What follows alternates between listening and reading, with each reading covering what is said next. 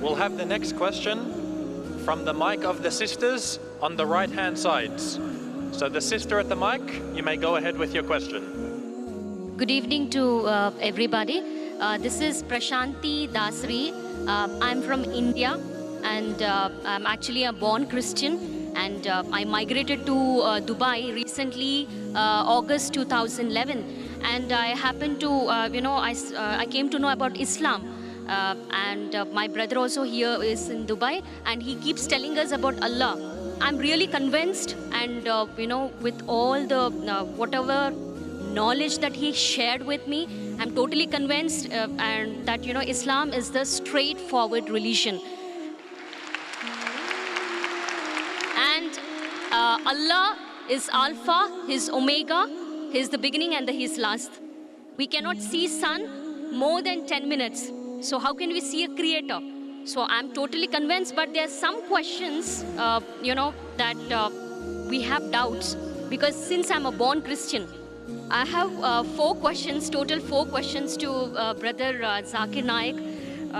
The first question is, Brother, I've been listening to your videos, in YouTube, that you were talking about the Holy Spirit, and you specifically mentioned that Holy Spirit exists.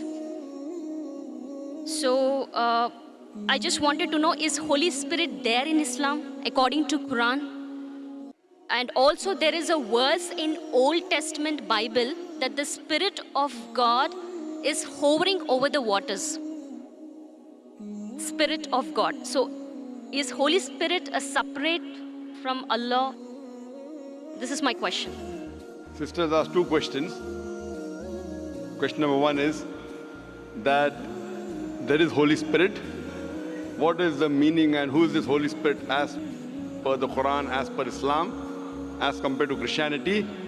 And the Bible does say that the Spirit of God hovers above the water. What does it mean? Is the Holy Spirit separate than God? Sister, you asked 2 questions. If I answer these 2 questions, will you accept Islam? I have totally 4 questions. So okay, so you want me to answer the first 2 and then you'll ask the next 2 questions? No, yeah, absolutely. I'm 70% I'm convinced, whatever knowledge that my brother shared with me, and I've been watching your videos, I'm 70% convinced. I'm being very honest and very transparent. So inshallah, if the 4 questions are answered, yes. If you're convinced 100% you'll accept Islam? Inshallah, I will accept Islam.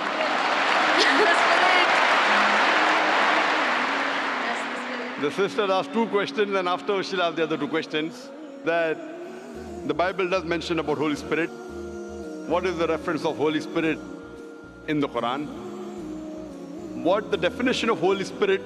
It is not the same as mentioned in Islam, because when the Christians, when they talk about the Holy Spirit, they assume it is part of the Trinity, the triune God, though the word Trinity doesn't exist in the Bible, nowhere.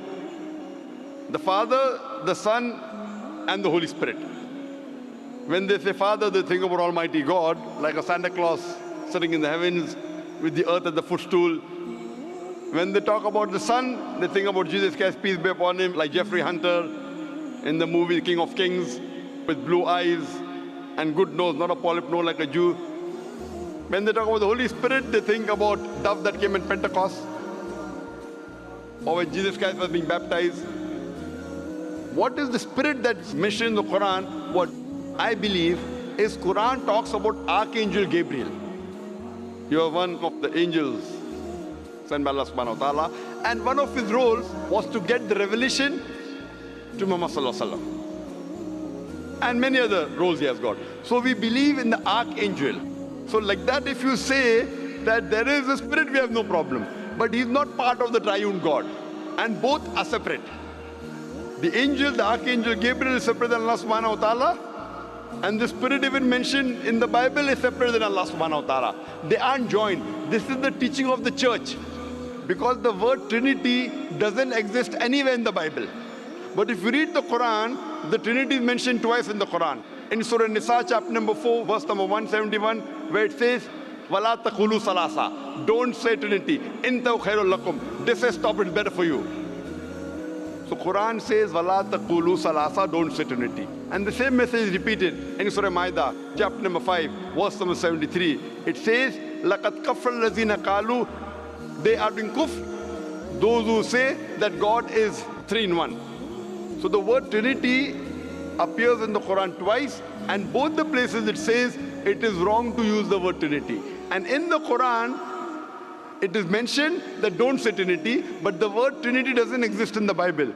The closest verse to Trinity in the Bible is the first epistle of John, chapter number 5, verse number 7, which says, for there are 3 that bear record in heaven, the Father, the Son, and the Holy Spirit. And these 3 are one. So this verse, if you read the Revised Standard Version of the Bible, revised by Thaydu scholars of the highest eminence, Christian scholars, they say that this verse of first epistle of John, chapter number 5, verse number 7, is an interpolation, is a fabrication, is a concoction, and they've thrown this verse out of the Bible. So the verse in the Bible that was not talking directly about Trinity, but the closest to Trinity, is thrown out by the scholars of Christianity as a fabrication, as a concoction. So but naturally the Spirit and Almighty God, they're 2 different entities. They're not the same. And in the Quran it talks about Archangel Gabriel. He is the angel of Allah subhanahu wa ta'ala. Hope that answers the question, sister. Yes, brother. I would like to know your other 2 questions. Yeah, my third question is, which is related to Holy Spirit only. All the prophets, all the man of God, like Prophet Abraham, Prophet Isaac, and Prophet Moses, peace be upon them, all the prophets, they used to intercede with Allah. They used to interact with Allah. So to interact with Allah, because they are all the chosen ones, they must be gifted by some strength. It might be the grace of God. So it is a power. There is that some power so that they are able to interact with Allah. So what is that power? So what is my understanding? I mean, what was my understanding all these days was, with the help of Holy Spirit, all the prophets were interceding with Allah. Is that true? Sister asked the question that the messengers of Allah subhanahu wa ta'ala intercede with Almighty God. Then she said interaction with Almighty God. Sister, the English word intercede and interaction are 2 different things. So is your question intercede or interaction? Intercedes. Intercede means that someone intercedes on somebody else's behalf. Someone intercedes on somebody else's behalf. Now this you have to realize that when you speak to Allah subhanahu wa ta'ala, Allah subhanahu wa ta'ala does not need anyone to intercede. The Quran says in Surah Ghafir, chapter number 40, verse number 60, you ask me and I will answer your prayer. Allah subhanahu wa ta'ala does not require anyone to intercede with him. Why? And people give the example that, when you go in a court of law, when you're presenting your case to the judge, you hire lawyers. So like that, the messengers of God are our lawyers. This is okay and logical for a judge who is a human being, because the judge does not know who is the criminal, who is the robber. So the lawyer helps the judge to understand who is the criminal, who is the robber, who is not. But Allah subhanahu wa ta'ala has ilm ghaib. He does not require anyone to prove to him who is good, who is bad. So it is wrong to say intercede. Yes, someone can pray. A messenger can pray for other human beings. And Allah says in the Quran that Allah subhanahu wa ta'ala does not require any intercession except who He wills on the Day of Judgment. So on the Day of Judgment, Allah says He will give permission to certain people to intercede. And this, there are hadith saying that this special favor will be given to Prophet Muhammad, peace be upon him. So what we know from the history of all the other scriptures, as well as the Quran, as well as the hadith, that the messengers of God, they interacted with Allah subhanahu wa ta'ala. They prayed for others. But if we use the Prophet to intercede, that means if I pray that if I go through this Prophet, following the commandments of Prophet is good. But if I pray to somebody else besides Allah subhanahu wa ta'ala, that's what many of the human beings do. They pray to human beings saying they are closer to Almighty God. So if we pray through Him, God will accept our prayer faster and better. This is wrong. We have to pray to Allah subhanahu wa ta'ala directly. These prophets of God, they are messengers. Yes, they have special powers. They have special powers. They can speak to Allah subhanahu wa ta'ala. And Allah subhanahu wa ta'ala chooses certain men amongst men, chooses certain men to communicate His message to the other human beings. These chosen people of Almighty God, we call as prophets or we call as messengers of God. So Allah subhanahu wa ta'ala selects certain human beings in the world to communicate His message to the other human beings. These are called as messengers of God. So there is communication between the messenger and Allah subhanahu wa ta'ala. But that does not mean that human beings can use these messengers to intercede. That if they pray to these messengers, Almighty God will listen to us. This is the teaching of the church. That you believe in Jesus Christ, peace be upon Him, and all your sins will be forgiven.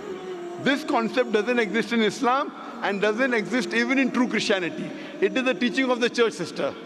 Hope that answers the question. Yeah, my final question is, in New Testament, in one book of Acts, Paul mentioned about tongues.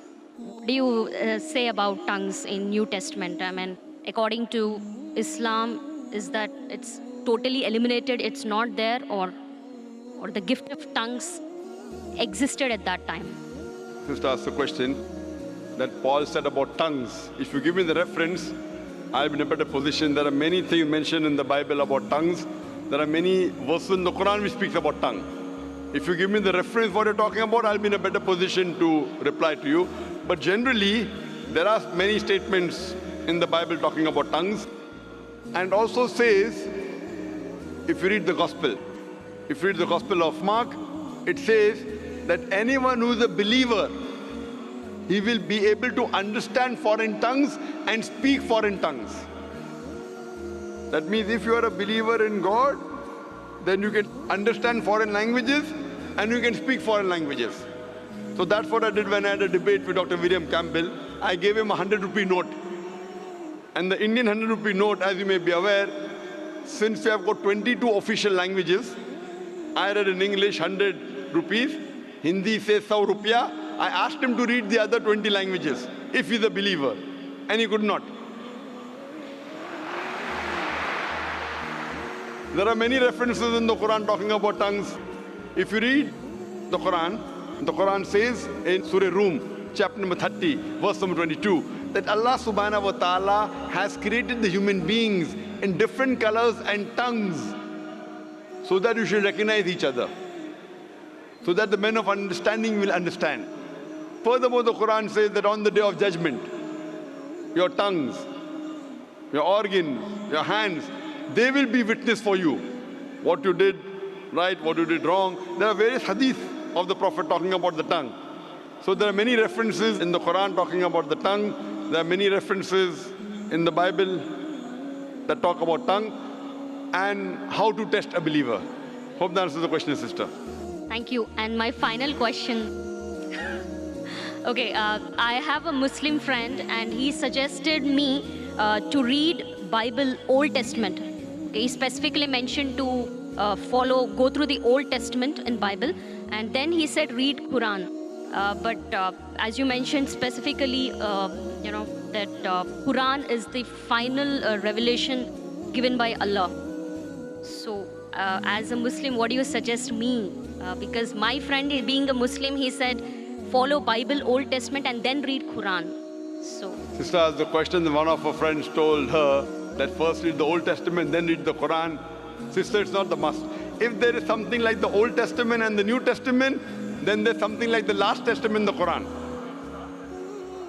So when the Christians say Old and New Testament, this is the last and final testament of Allah subhanahu wa ta'ala. Now I am asking you the question. Suppose you have different versions and editions of a book. For example, you have gone to a medical college. After a medical college, Professor Keith Moore wrote some books. And his book had first edition, second edition, third edition. So would you read the first edition or the latest edition? Of course. I'll go for the latest. Latest, correct. Yes, if you really love the first edition, you know I'm a fan of the first edition, then I said no problem, read the first edition, then read the last edition.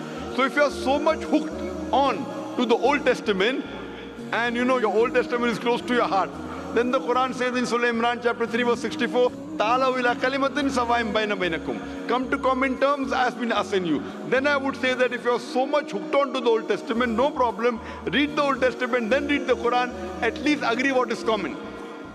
And when we read the Old Testament, New Testament and the Quran, we come to know that the thing that is common in these scriptures is that there's one God and He deserves to be worshipped. He has got no image, He is not begotten. It further says that Jesus Christ, peace be upon him, is not God. And both the scriptures say that the last and final messenger is Prophet Muhammad, peace be upon him. So sister, now are you prepared to accept Islam? Of course, yes.